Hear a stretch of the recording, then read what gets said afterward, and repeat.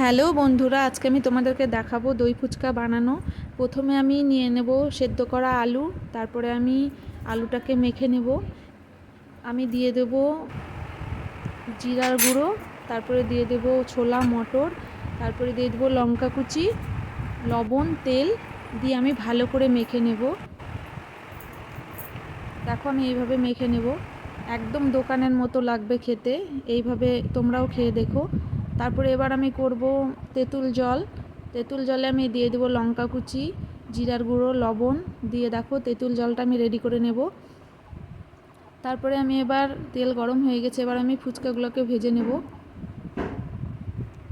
দেখো আমি ফুচকাগুলোকে ভেজে নেব এইভাবে।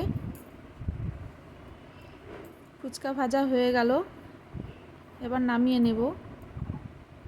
দেখো আমি এবার ফুচকাটা রেডি করব। দিয়ে দিলাম আলু সেদ্ধ, তারপরে দিয়ে দেব দই, তারপরে দিয়ে দেব শসা কুচি, এবারে দিয়ে দেব ভুজিয়া, আর দিয়ে দেব সস। তোমরা এভাবেও খেতে পারো দই ফুচকা, তেঁতুল জল দিয়েও খেতে পারো, দুভাবেই তোমরা খেতে পারবে।